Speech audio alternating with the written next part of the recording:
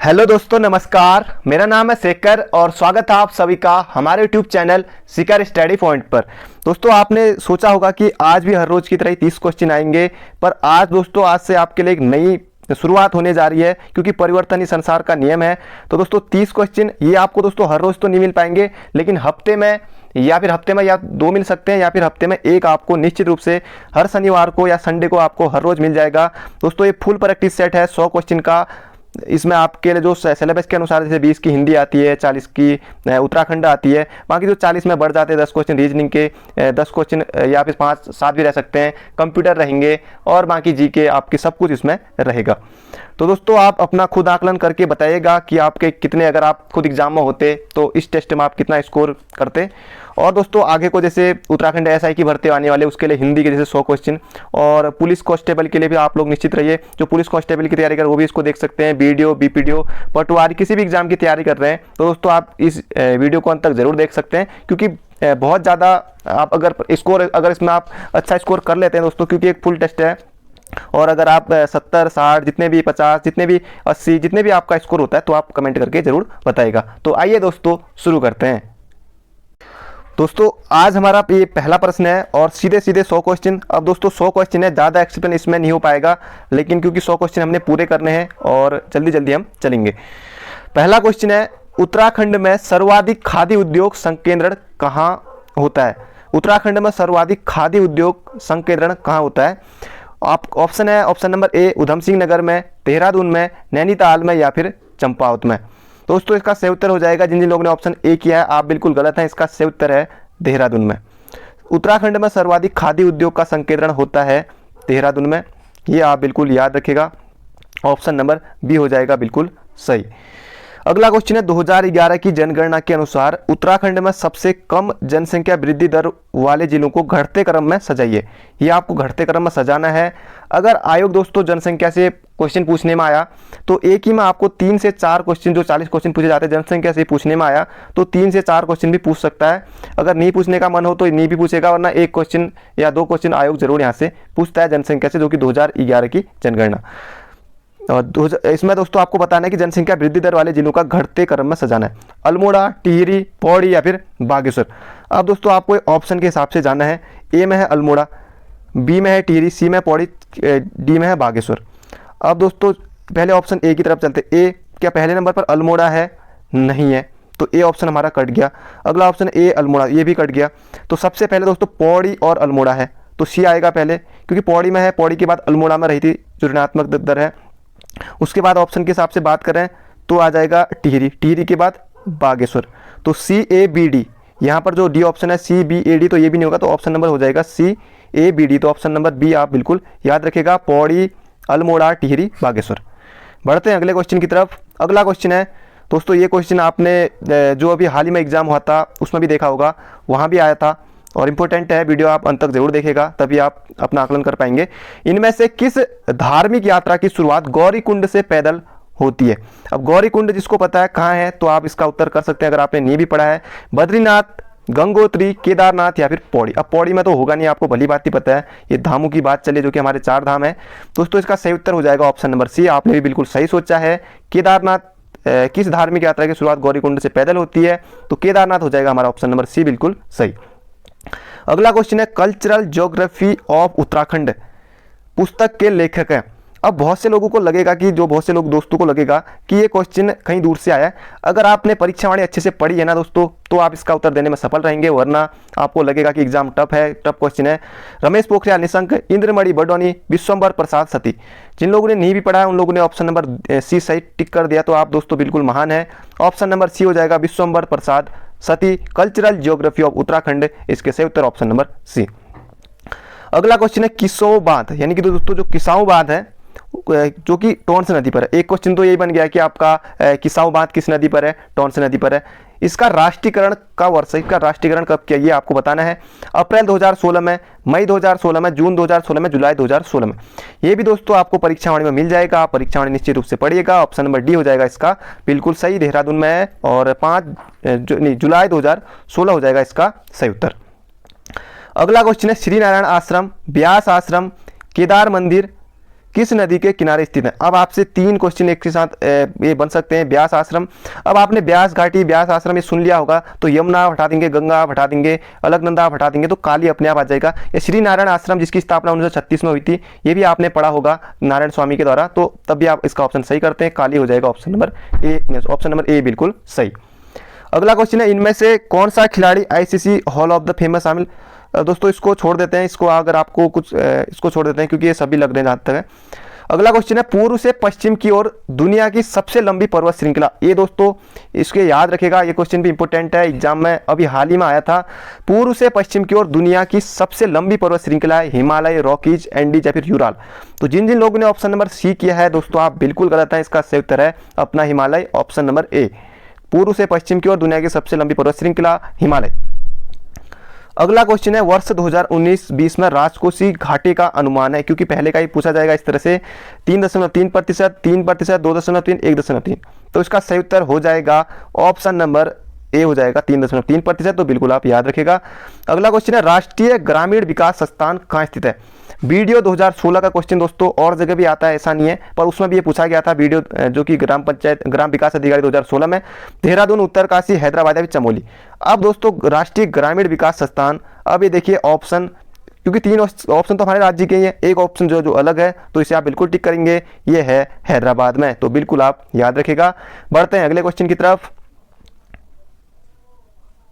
अगला क्वेश्चन है, किस पंचवर्षीय योजना का लक्ष्य गरीबी उन्मूलन था। अब ये दोस्तों कई बार न जाने कितनी बार ये प्रश्न बना है एग्जाम में, ये आपको मौजबानी याद होना चाहिए। तीसरी, चौथी, पांचवी या फिर छठी। इसका सही उत्तर हो जाएगा, जिन जिन लोगों ने डी किया है बिल्कुल गलत है। इसका सही उत्तर ऑप्शन नंबर सी आपको करना है, ऑप्शन नंबर सी बिल्कुल याद रखेगा। अगला क्वेश्चन है, निम्न में से किस घाटी को ईश्वर की घाटी नाम से जाना जाता है। निम्न में से किस घाटी को ईश्वर की घाटी नाम से जाना जाता है। दून घाटी को, हर की दून घाटी को, फूलों की घाटी को, इनमें से कोई नहीं। तो ऑप्शन नंबर बी हो जाएगा दोस्तों इसका बिल्कुल सही, हर की दून बिल्कुल आप याद रखेगा। अगला क्वेश्चन है, 2011 की जनगणना के अनुसार उत्तराखंड में दोस्तों जनसंख्या बहुत ज़्यादा इंपॉर्टेंट है, और आप बिल्कुल ये आप इसे अच्छे से आपको करना है।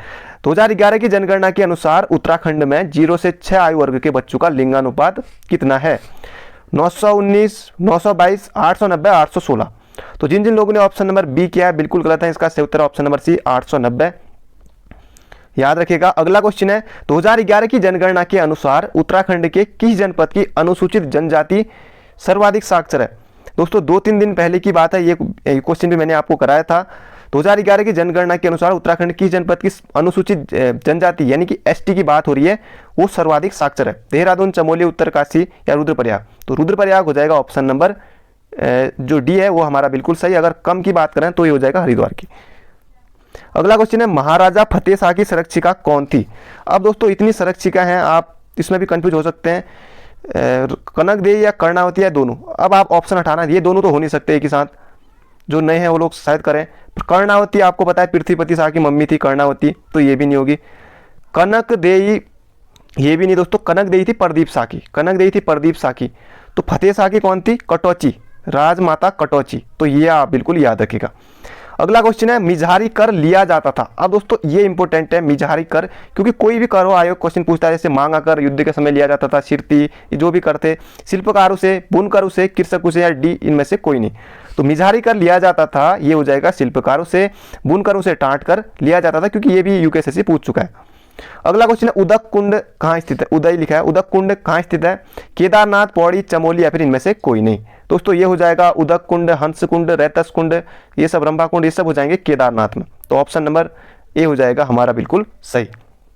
अगला क्वेश्चन है दोस्तों, वीडियो को अंत तक जरूर देखेगा, और अभी तक आपने लाइक नहीं किया तो लाइक निश्चित रूप से कर दीजिए। ये दोस्तों इसमें आप पूरा प्रैक्टिस है आपके लिए, और इसे आप लिखना चाहे तो लिख लीजिएगा। उत्तराखंड का कौन सा नृत्य मणिपुर के रास नृत्य के समान है। दोस्तों किसी एग्जाम में बना था ये प्रश्न भी। रणभूत, कौतिक, चौफुला, ये दोनों या फिर इनमें से कोई नहीं। तो इसका सही उत्तर हो जाएगा चौफुला नृत्य। चौफुला है, रणभूत कौतिक नहीं है, चौफुला नृत्य मणिपुर के रास नृत्य के समान है, बिल्कुल आप याद रखेगा, एग्जाम में बनेगा प्रश्न।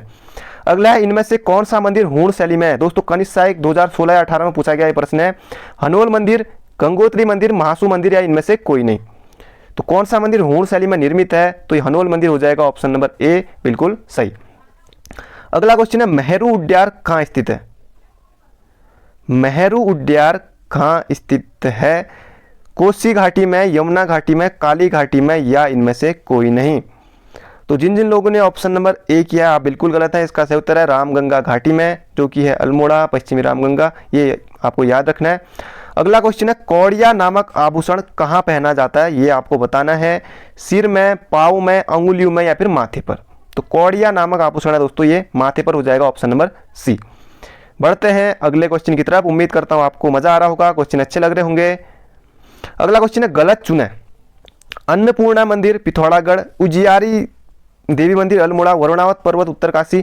वरुणावत पर्वत याद कर लेना क्योंकि 2003 में भूकंप आया था और लगातार उत्तरकाशी इसके उसमें संपर्क में, चपेट में, क्योंकि यहाँ भूकंप आ रहे हैं, और 2003 में।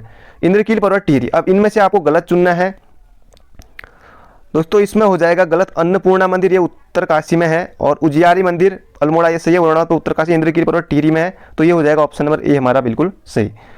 अगला क्वेश्चन है नागड़ी देवी मंदिर उत्तरकाशी। इसमें भी गलत आपको चयन करना है। नागड़ी देवी मंदिर उत्तरकाशी, शंकर गुफा पौड़ी, बीणेश्वर मंदिर अल्मोड़ा, उखलेश्वर मंदिर बागेश्वर। नागड़ी देवी, नागड़ी माता है नागड़ी देवी मंदिर दोस्तों उत्तरकाशी में, शंकर गुफा देवप्रयाग टिहरी में है। कनिष्ठ सहायक 2018 में पूछा गया है प्रश्न कि शंकर गुफा कहाँ स्थित है, सिर्फ एक नंबर के लिए पूछा गया था।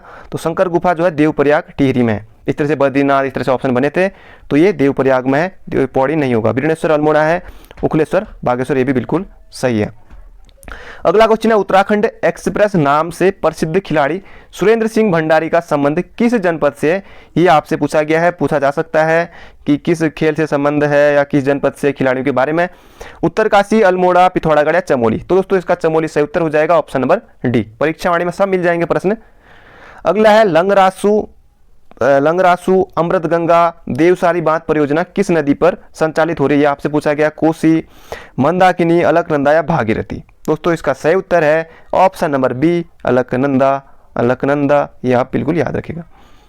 अगला क्वेश्चन है चमोली के सरूर डुंगरा गांव में रामायण महोत्सव। दोस्तों कई बार बन चुका है प्रश्न, अभी हाल ही में भी बना था, और जो बीपीडीओ 2018 हुआ था वहां इसके बारे में इस तरह से कोड बना के कुछ पूछ लिया गया था। ये प्रश्न चमोली के सरूर डुंगरा गांव में रामायण महोत्सव विश्व धरोहर सूची में कब शामिल किया गया, 15 अगस्त 2008 को, 15 अगस्त 2009 को, 2 अक्टूबर 2008 को, इसकी या फिर इनमें से कोई नहीं। अब दोस्तों इसका सही उत्तर हो जाएगा 2 अक्टूबर 2009 को। तो ऑप्शन नंबर हो जाएगा डी, क्योंकि यहाँ पर 2008 है, क्योंकि एग्जाम में होती है गलती, क्योंकि जल्दी से करेंगे तो 2008 भी हम टिक कर सकते हैं। तो 2 अक्टूबर 2009 है ये, तो ये आप इसको ऑप्शन नंबर डी पर जाएंगे, ऑप्शन नंबर डी। अगला क्वेश्चन है गलत का चयन करें। फिर यहाँ पर आ गया दोस्तों, क्योंकि कूट वाले प्रश्न, इस तरह के क्वेश्चन आपको बीडीओ, बीपीडीओ, एसआई, पटवारी यहाँ जरूर मिलेंगे, कुछ कांस्टेबल में भी देखने को जरूर मिलेंगे, 4 से 5 क्वेश्चन, तो आपको तैयार होकर जाना है।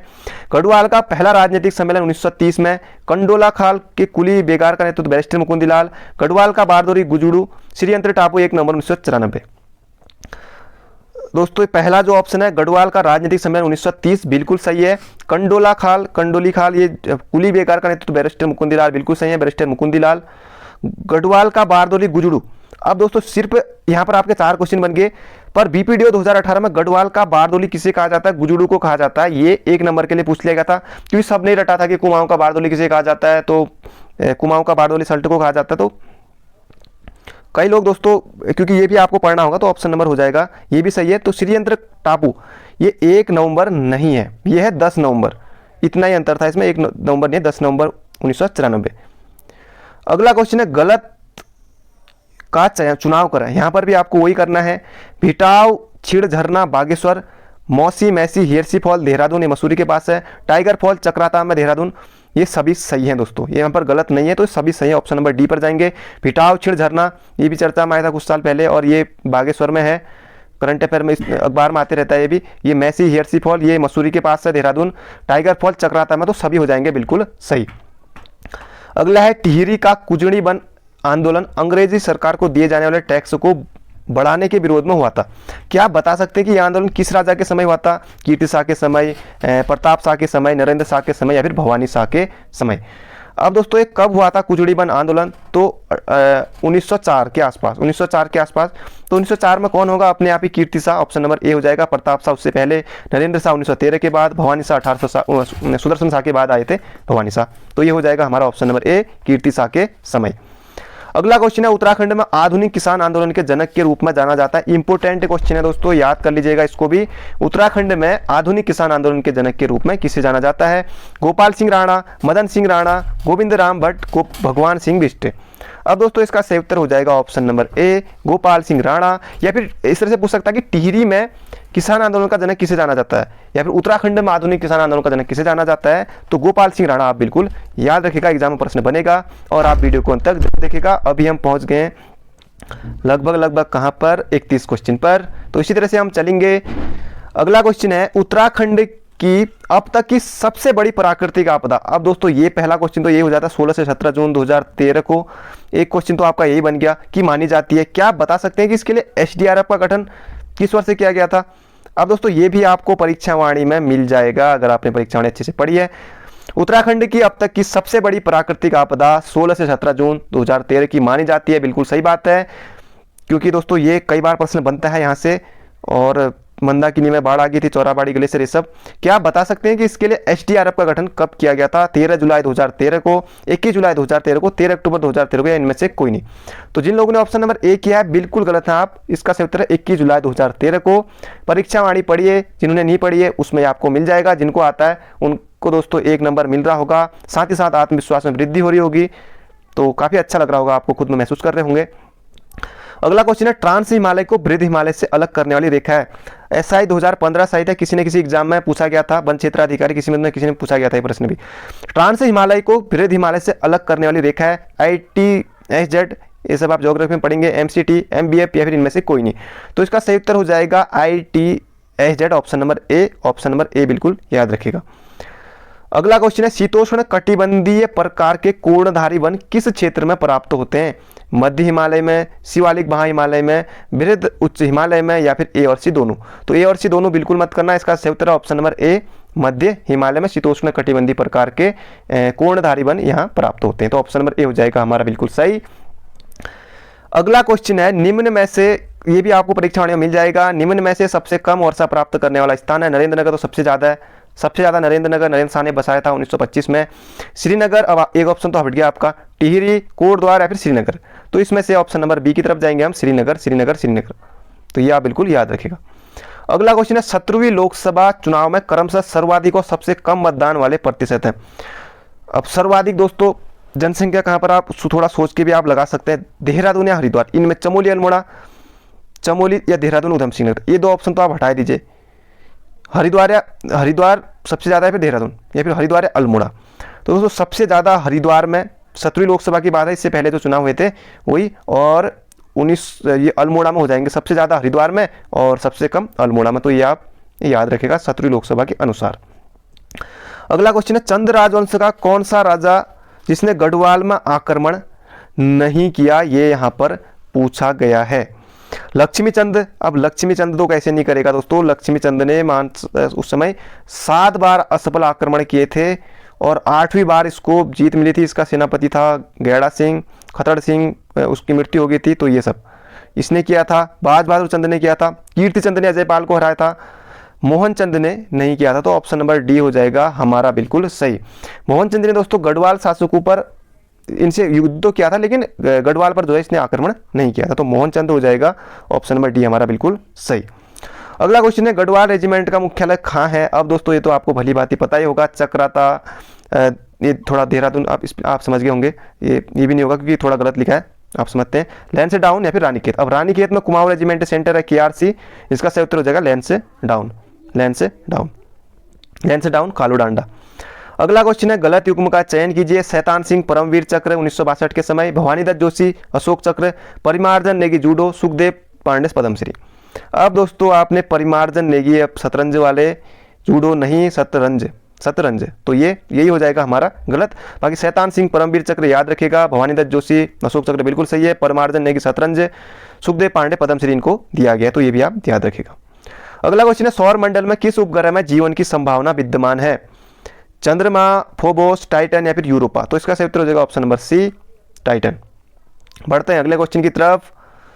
अगला क्वेश्चन है दोस्तों, ये भी बहुत बार प्रश्न पूछा गया है, चाहे इनका जन्म पूछा जाए, कहाँ हुआ था, और इनके जो पुरस्कार है वो पूछा जाए, या इन्होंने एवरेस्ट कब फतह किया था। तो मैं बात कर रहा हूँ बचेंद्र पाल की। आपने यहाँ पर देख ही लिया होगा ऑप्शन। बचेंद्री पाल ने एवरेस्ट कब फतह किया? दोस्तों 4 से 5 बार शायद अभी तक पूछा गया है। 22 मई 1984, 23 मई 1984, 25 मई 1984, 24 मई 1984। अब देखिए है तो 1984 मई भी है, सिर्फ डेट पूछिए तो डेट आपको याद नहीं है तो दिक्कत होगी। तो 24 मई 1984 को एवरेस्ट फतह किया था। तो ये आप बिल्कुल याद रखिएगा, बचेंद्री पाल, नाकुरी गांव, उत्तरकाशी की है। अगला क्वेश्चन है, केंद्रीय तंबाकू अनुसंधान संस्थान कहाँ स्थित है? मुंबई में, हैदराबाद में, जयपुर में, इनमें से कोई नहीं। तो जिन जिन लोगों ने ऑप्शन नंबर बी किया आप बिल्कुल गलत है, यह है राजमुंद्री में, राजमुंद्री आंध्र प्रदेश, ये आप याद रखिएगा। अगला क्वेश्चन है, हाल ही में किस देश ने ओलंपिक 2022 में शामिल नहीं होने की घोषणा की है? जापान, पाकिस्तान, अफगानिस्तान, उत्तर कोरिया। तो उत्तर कोरिया हो जाएगा, आप ऑप्शन से भी लगा सकते हैं, उत्तर कोरिया ऑप्शन नंबर सी।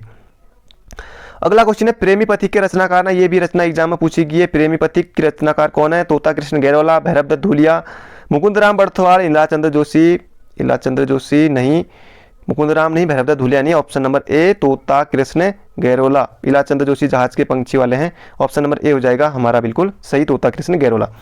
अगला क्वेश्चन है, काशी का जुल्हा, अंगूर की बेटी, सुहाग बिंदी, ययाति, अधूरी मूर्ति।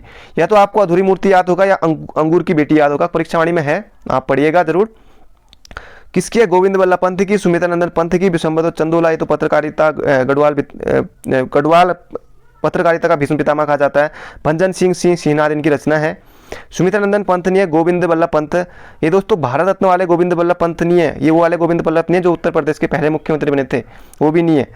तो ये हैं साहित्यकार वाले गोविंद बल्लभ पंत, तो ये अलग हैं थोड़ा दोस्तों, क्योंकि वो वाले गोविंद बल्लभ पंत ज़्यादा वो थे, क्योंकि जिनका जन्म हुआ था 10 सितंबर 1887 को, खूंटग्राम अल्मोड़ा वाले, और वो अलग हैं, ये अलग हैं। अगला क्वेश्चन है, इस संग्रहालय में, अब क्वेश्चन पूछने का थोड़ा तरीका अलग है यहाँ पर। इस संग्रहालय में औरंगजेब द्वारा राजा फतेह शाह को फरमान, अल्मोड़ा अखबार पत्र सहित कई स्वतंत्रता संग्राम सेनानियों के चित्र हैं। वर्ष 2005 में इसका गठन किया गया। अब दोस्तों 2005 में इसका गठन किया गया, तब थोड़ा आप अनुमान इसका लगा सकते हो कौन सा होगा।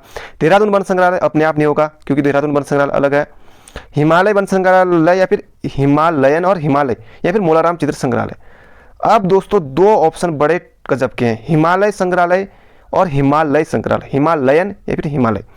तो ये हो जाएगा हिमालय संग्रहालय, जो है नैनीताल में कुमाऊं विश्वविद्यालय के अंतर्गत, ये वाला हो जाएगा हमारा बिल्कुल सही। अगला है, descriptive list of martial arts of Almora, BPDO 2018 में पूछा गया दोस्तों, ये प्रश्न भी इंपोर्टेंट है, आगे भी पूछा जा सकता है। Descriptive list of martial arts of Almora, पुस्तक के लेखक है गंगादत्त उप्रेती, हरगोविंद पंत, गोविंद बल्लभ पंत, हरिराम धसमाना। अब बताइए, आप ऑप्शन से भी पहुंच सकते हैं, गंगादत्त उप्रेती इसका सही उत्तर हो जाएगा बिल्कुल, आपको मोहजबानी याद होना चाहिए, descriptive list of martial arts of Almora, Gangadatt Upreti. अगला क्वेश्चन है, निम्न में से किस समाचार पत्र का प्रकाशन पौड़ी गढ़वाल से हुआ था? अब दोस्तों मुझे ऐसा लगता कर्म भूमि जयंत, दोस्तों यहाँ पर नहीं हुआ था, या नहीं हुआ, ये होना चाहिए था कर्म भूमि जयंत। अब कर्म भूमि दोस्तों ये होता था लेंस डाउन से, कर्म भूमि होता था लेंस डाउन से, जयंत कोटद्वार से, सत्यपथ कोटद्वार से, देवभूमि नंदप्रयाग से होता, तो देवभूमि हो जाएगा हमारा सही उत्तर। तो यहाँ पर नहीं कर लीजिएगा, नहीं, क्योंकि ये सभी थोड़ा क्वेश्चन टाइप करने में हो जाती है। अगला क्वेश्चन है, उत्तराखंड में सर्वाधिक वनों वाली नदी घाटियां हैं, इंपोर्टेंट क्वेश्चन है, याद होना चाहिए आपको, ये वाला क्वेश्चन जरूर एग्जाम में आएगा।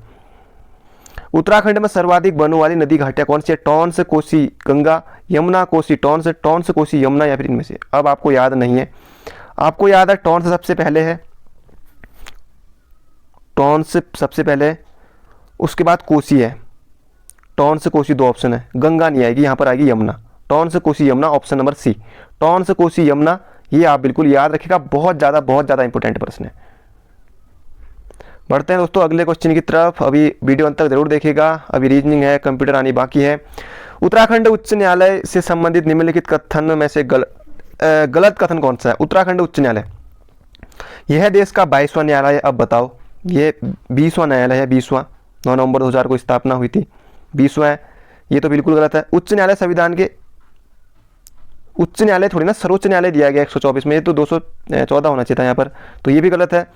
उत्तराखंड उच्च न्यायालय के पहले न्यायाधीश अबोध बहुगुणा थे, तो सभी गलत है। वो कौन थे? तो ये आप कमेंट बॉक्स में बताएगा कि ये आपके लिए, क्योंकि अभी तक आपको क्वेश्चन नहीं दिया है, मैं पिछली वीडियो में बता चुका हूँ आपको, बहुत सारी वीडियो में हर रोज किसी न किसी वीडियो में, तो आपको बताने कि उत्तराखंड उच्च न्यायालय के पहले मुख्य न्यायाधीश कौन थे, तो आप डैश करके लिखेगा कौन थे करके, तो ये सभी गलत है, ऑप्शन नंबर डी।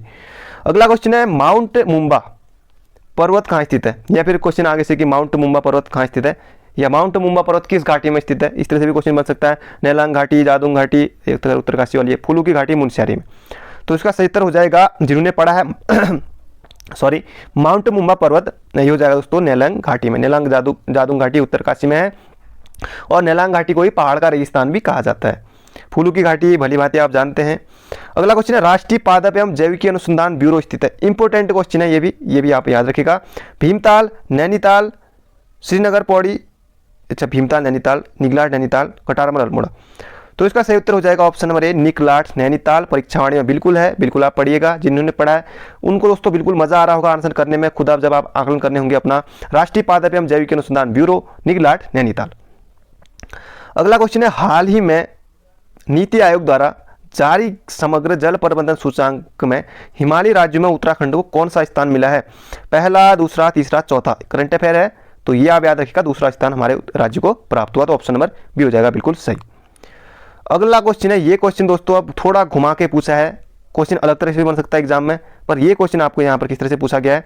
उत्तराखंड राज्य जल नीति की घोषणा 24 अक्टूबर 2019 को की गई। एक क्वेश्चन आप इसे अभी लिख लीजिए, उत्तराखंड राज्य जल नीति की घोषणा कब की गई? तो 24 अक्टूबर 2019 को। एक क्वेश्चन आपका यही बन गया, वो पूछ देगा आयोग कब की गई। इससे पहले मेघालय ने अपनी जल नीति की घोषणा की थी, चलो ठीक है। क्या आप बता सकते हैं कि उत्तराखंड जल प्रबंधन और नियामक अधिनियम कब पारित किया गया? अब आपको एक क्वेश्चन आपको ये ऊपर नोट करना है, दूसरा क्वेश्चन ये करना है कि उत्तराखंड जल प्रबंधन और नियामक अधिनियम जो है कब पारित किया गया? 2013, 14, 15, 16। अब बताओ, ऑप्शन भी एक साथ ही है, तो इसका सही उत्तर ऑप्शन नंबर ए, 2013 में, बिल्कुल याद रखेगा। अगला क्वेश्चन है, जीत बहादुर गुरुंग जिनका संबंध राज्य निर्माण आंदोलन से है, शहीद होने की तिथि है, सब परीक्षावाणी में मिलेंगे। 8 अगस्त 1994, 1 सितंबर 1994, 2 सितंबर 1994, 2 अक्टूबर 1994। कंफ्यूजन हो रही होगी दोस्तों, मुझे पता है, जिन्होंने सही पढ़ा है वो लोग सही उत्तर पर पहुंच गए हैं।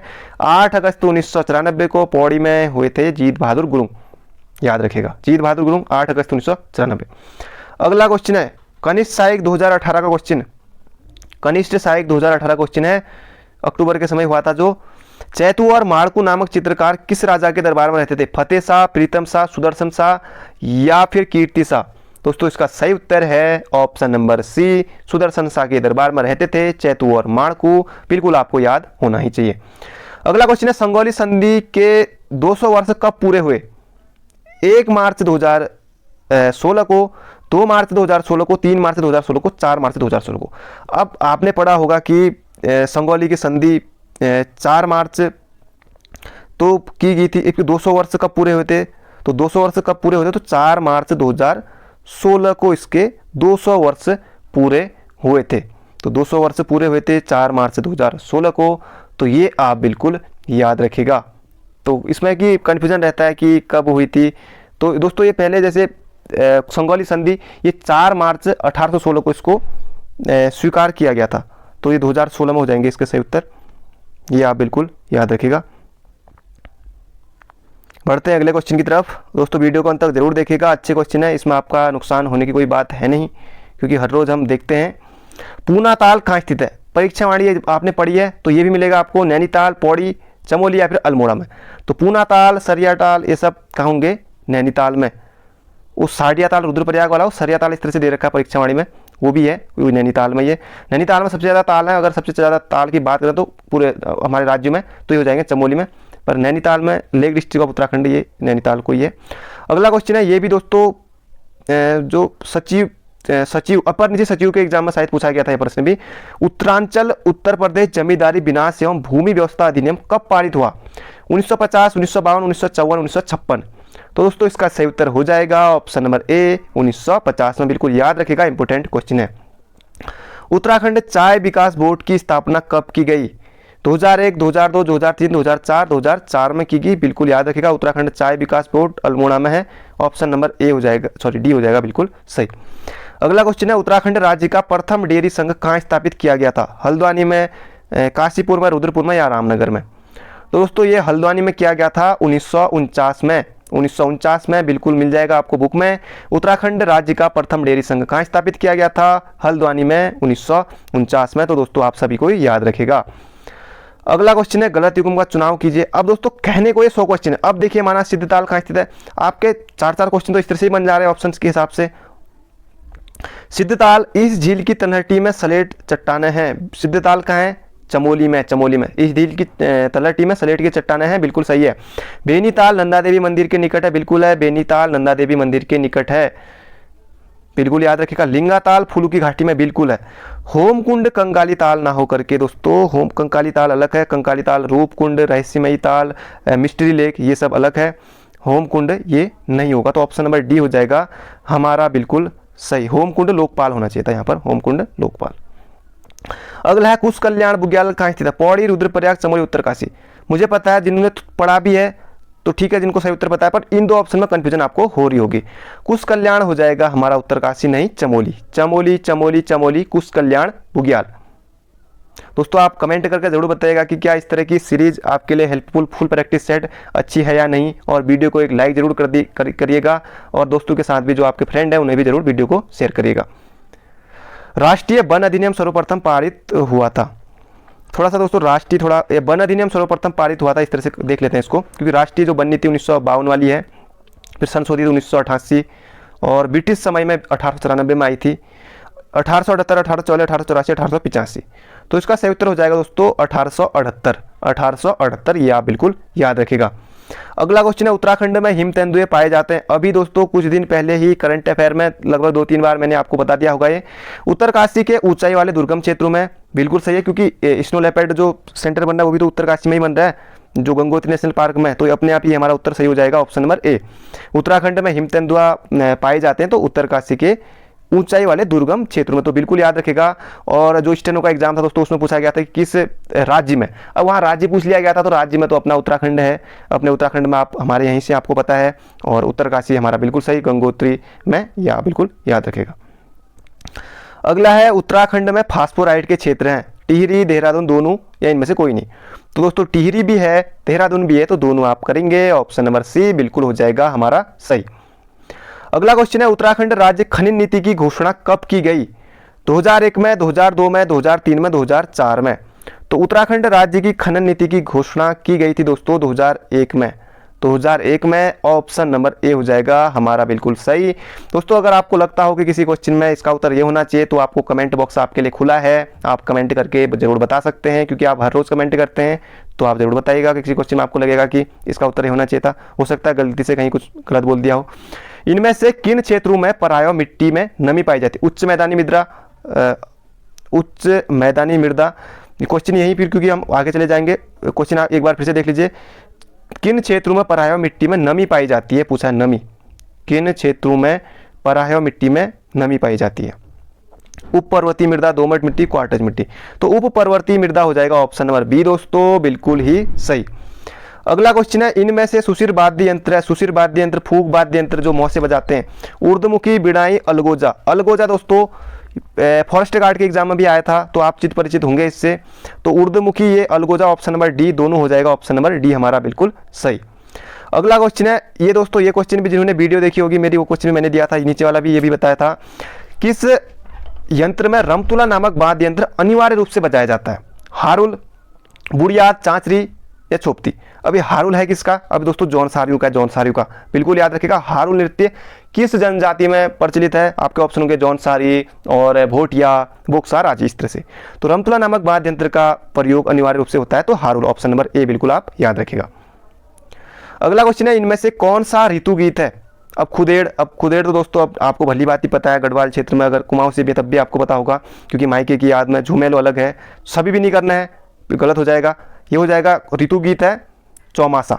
चौमासा, चौमासा अपने आप ही चौमास जब लगता है, चौमासा ऋतु गीत, ऋतु के समय, जैसे वर्षा ऋतु इस समय चौमास लगता है जब, वही ऑप्शन नंबर सी। अगला क्वेश्चन है दोस्तों, कुछ दिन पहले ही या कल की वीडियो में शायद मैंने ये बताया था आपको, सन्यासी सन्यासी सन्यासी, ये ना करना दोस्तों, ये नहीं, थोड़ा इसमें तो ये वाला 100 कर दिया, तो ये हो जाएगा हमारा ऑप्शन नंबर बी, सन्यासी। बिंदी भी रहेगी, आधा नौ भी रहेगा दोस्तों, बिल्कुल याद रखिएगा। अगला क्वेश्चन है उत्तधन श्वास में संधि है। दोस्तों हिंदी की वीडियो में निश्चित रूप से मैं आपको ये बताता हूँ संधि आपको कैसे पहचाननी है। व्यंजन संधि, स्वर संधि, विसर्ग संधि, दीर्घ संधि। तो उत्तधन श्वास हो जाएगा दोस्तों, उत्तधन 100, ये हो जाएगा श्वास व्यंजन संधि, व्यंजन संधि, ऑप्शन नंबर ए। अगला क्वेश्चन है यम नचिकेता संवाद वर्णित यानी कि डिस्कस किया गया किसमें? ईशोपनिषद, कंठोपनिषद, प्रेरणादायक उपनिषद या इनमें से कोई। दोस्तों लूसेंट में जिसमें मिल जाएगा आपको ये कंठोपनिषद हो जाएगा, ऑप्शन नंबर बी। यम नचिकेता संवाद कंठोपनिषद, बिल्कुल आप याद रखिएगा। अगला क्वेश्चन है सिंधु घाटी सभ्यता से संबंधित गलत कथन का चयन कीजिए। यहाँ पर थोड़ा आपको लेवल इसमें अच्छा है दोस्तों, अच्छे लेवल का, एसआई पटवारी के लेवल का, और कांस्टेबल में जरूर कुछ क्वेश्चन जरूर फंसेंगे आपके यहाँ से, और बाकी वीडियो के लिए तो है ही है। सिंधु घाटी सभ्यता से संबंधित गलत कथन का चयन कीजिए। सिंधु घाटी सभ्यता, आप थोड़ा बहुत आधा होना चाहिए, आपको भी पता है, टाइपिंग एरर है। और सिंधु घाटी सभ्यता का सबसे पहले खोजा गया हड़प्पा स्थल 1922 में, नहीं 21 में होना चाहिए, दयाराम साहनी, तब सही होता। सिंधु घाटी की सभ्यता के लोग लोहे के ज्ञान से परिचित थे, नहीं थे। दोनों सही, दोनों नहीं, दोनों गलत, option number D, option number D. अगला क्वेश्चन है इनमें से कौन सी महारत्न कंपनी नहीं है? CIL, NTPC, NTPC की 1985, और SAIL steel authority of India. दोस्तों इसकी अभी मेरे को जो सन है कब हुई थी याद नहीं आ रहा, अभी आपको याद हो तो कमेंट करके बताइएगा। तो ये सभी हैं, सभी। अगला क्वेश्चन है निम्न में से, जो दोस्तों हिंदी की वीडियो देखते होंगे वो आप जरूर उनको फायदा हो रहा होगा ये क्वेश्चन देख के। निम्न में से कौन से वर्ग में ह्रस्व स्वर है? अब ह्रस्व स्वर क्या होता है? जिनके हम बोलेंगे तो उनमें कम की कम आवाज़ आती है, उसमें की कम मात्रा। और आ तो बिल्कुल हटा ही दीजिए, आ ये भी हटा दीजिए, बड़ी इसे भी हटा दीजिए, क्योंकि ये सब आएंगे दीर्घ स्वर में। आ, बड़ाई, बड़ाऊ, ये सब आ जाएंगे दीर्घ स्वर, तो ये भी आपने पहचान लिए। तो इसका सही उत्तर हो जाएगा ओ ई उ री, ह्रस्व स्वर। कनिष्ठ सहायक में पूछा था कि कौन सा ह्रस्व स्वर है, ओ ई उ री, इस तरह से कुछ क्वेश्चन बना था, कुछ और तरह से बना था, नहीं कनिष्ठ सहायक में नहीं, फर्स्ट गार्ड में बना था, उसमें री ओ ई रू कौन सा इस तरह से नहीं है करके, ए भी दिया था, री भी दिया था, इसमें से कुछ इस तरह से ऑप्शन बना था। तो ह्रस्व स्वर ओ ई उ री, बिल्कुल ये याद रखेगा। अगला क्वेश्चन है इनमें से कौन से वाक्य में कुछ शब्द सर्वनाम है? कुछ शब्द किस सर्वनाम के अंदर आता है? सर्वनाम के कितने भेद होते हैं? 6 भेद होते हैं। तो सर्वनाम कुछ किस में आता है? तो दोस्तों ये अनिश्चयवाचक में आता है। कुछ खड़े हैं, कुछ बैठे हैं, उनमें कुछ बेवकूफ़ भी हैं, अरे उनमें कुछ बेवकूफ़ भी हैं, क्या बात, कुछ तो बोलो, कुछ लड़कियां उधर भी गई हैं, चलो जाने दो उनको। इसका सही उत्तर हो जाएगा कुछ शब्द, दोस्तों ये हो जाएगा कुछ तो बोलो, ऑप्शन नंबर सी। अगला क्वेश्चन है दोस्तों 77 हो गए हैं और अब बचे हैं हमारे 23 क्वेश्चन, बस बहुत जल्दी खत्म हो जाएंगे, तो आप लोग बने रहिए। अगला क्वेश्चन है निम्न में से कौन सा विपरीतार्थक शब्द नहीं है? विपरीतार्थी, विलोम शब्द, ये सब आपसे पूछा है। विलोम शब्द कौन सा हुआ? आदि अंत, बिल्कुल सही, आदि अंत बिल्कुल सही। अतिवृष्टि, अनावृष्टि, अतिवृष्टि मतलब ज्यादा वर्षा, अनावृष्टि कम। आहूत, अनाहूत, बिल्कुल सही। अपमान, उपमान नहीं होगा, अपमान का होगा सम्मान, उपमान का होगा उपमेय, ये भी आप याद रखिएगा दोस्तों। आदि अंत, अतिवृष्टि, अनावृष्टि, आहूत, अनाहूत, जिसे बुलाया न गया हो उसे कहते हैं अनाहूत, जिसे बुलाया गया हो उसे कहते हैं आहूत। अपमान, सम्मान, अब इसके बारे में क्या आपको भली बात ही बता। उपमान, उपमेय, ये जरूर याद रखिएगा। अगला क्वेश्चन है उपकार को याद रखने वाला व्यक्ति कहलाता है या किए हुए को मानने वाला कहलाता है? कृतज्ञ, कृतज्ञ, कर्मठ, कृतकृत्य, अब ये तो मत ही करना। इसका सही उत्तर हो जाएगा उपकार को याद रखने वाला कृतज्ञ कहलाता है। जो या इस तरह से कि आपने पढ़ा होगा कि बुक में, जो उपकार को मानता हो कृतज्ञ कहते हैं, जो उपकार को नहीं मानता उसे कृतज्ञ कहते हैं। तो उपकार को मानने वाला कृतज्ञ, ऑप्शन नंबर ए। अगला है हथियाना किस प्रकार की क्रिया है? सकर्मक, अकर्मक, समापिका, बिल्कुल नहीं। हाथ से बनता है हथियाना, सकर्म ये नाम धातु क्रिया है। बात से बनता है बतियाना, लात से बनता है लतियाना, इस तरह से ये बनते हैं, ऑप्शन नंबर ए हो जाएगा हमारा बिल्कुल सही। अगला है नीलगाय शब्द में समास। अब आप कहेंगे कि और जगह तो आयोग ने सिलेबस में नहीं दिया है, पर आप पटवारी पुलिस एग्जाम की तैयारी कर रहे हैं दोस्तों, निश्चित रूप से आपको समास भी देखने को मिलेंगे। हो सकता है ऐसा है कि उसमें 100 क्वेश्चन पूछी जाती है, पिछली बार पूछे गए थे 4-5 क्वेश्चन एक ही साथ धड़ा आपको देखने को मिले। कांस्टेबल में 1-2 जरूर मिल सकते हैं समास, कांस्टेबल में जरूर आते हैं समास। नीलगाय शब्द में, अब नीलगाय में पहले तो ये बताता हूँ कि मैं इसको नहीं, पहले इसका सही उत्तर, नीली है जिसकी गाय, नीली है जो गाय, गाय का रंग नीला है या फिर गाय नीला है। दोस्तों जिन्होंने वीडियो देखी होगी हिंदी की वो निश्चित रूप से पहचान रहे होंगे, जो मैं हिंदी की वीडियो देखता हूँ आपको। नीली है जो गाय, कर्मधारय समास, नीली है जो के समान आए, महादेव, महान है जो देव, नीली गाय, नीली है जो गाय, तो ये हो जाएगा ऑप्शन नंबर बी। अगला है महावट शब्द का तात्पर्य। अब बहुत से लोगों ने बिल्कुल नया सुना, 10% लोग इसका सही उत्तर दे पाएंगे और उस 10% लोग में आप भी शामिल हो सकते हैं। अब आप सोचिए अपने मन में, शीत ऋतु में होने वाली वर्षा, ग्रीष्म ऋतु में होने वाली वर्षा, वर्षा ऋतु में होने वाली वर्षा, या कभी भी होने वाली वर्षा। तो इसका सही उत्तर हो जाएगा दोस्तों शीत ऋतु में होने वाली वर्षा। ये कहलाती है महावट शब्द का तात्पर्य हमारा यही है। अगला है, एक पंक्ति में रमेश दाएं से 13वें स्थान पर है, दिनेश बाएं से 17वें स्थान पर है। ओवरलैप वाला क्वेश्चन है, दोनों आपस में स्थान बदल लेते हैं तो 21वें स्थान पर ये रमेश दाएं से हो जाता है। तो पंक्ति में कितने लड़के हैं दोस्तों? 37 आएंगे। ये आप कर लीजिएगा क्योंकि वीडियो बहुत लंबी हो रही है, कुछ ही क्वेश्चन है।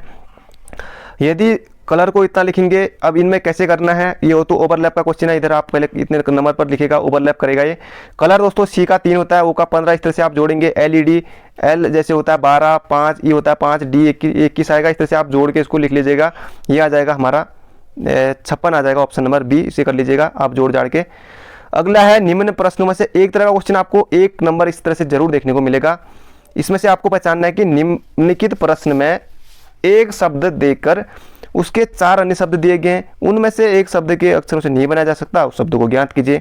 अब आप दोस्तों ये देखिए, ये बनेगा, ये एलिमेंट नहीं बनेगा। ई यहाँ पर आपको 3 ही नहीं मिलेंगे, एक ही 2 ही हैं, तो 3 ही कहाँ से बनाएंगे एलिमेंट? तो ऑप्शन नंबर सी हो जाएगा हमारा बिल्कुल सही। अर्जुन अपने घर से ऑफिस के लिए निकलता है 5 किलोमीटर पूर्व की ओर। अब दोस्तों पूर्व पश्चिम, इस तरह से पूर्व पश्चिम उत्तर दक्षिण, इस तरह से आप कर लीजिएगा इसको। और इसके सही उत्तर एक बार क्वेश्चन आप अगर लिखना चाहे तो लिख लीजिएगा, अभी तक बहुत टाइम हो गया है।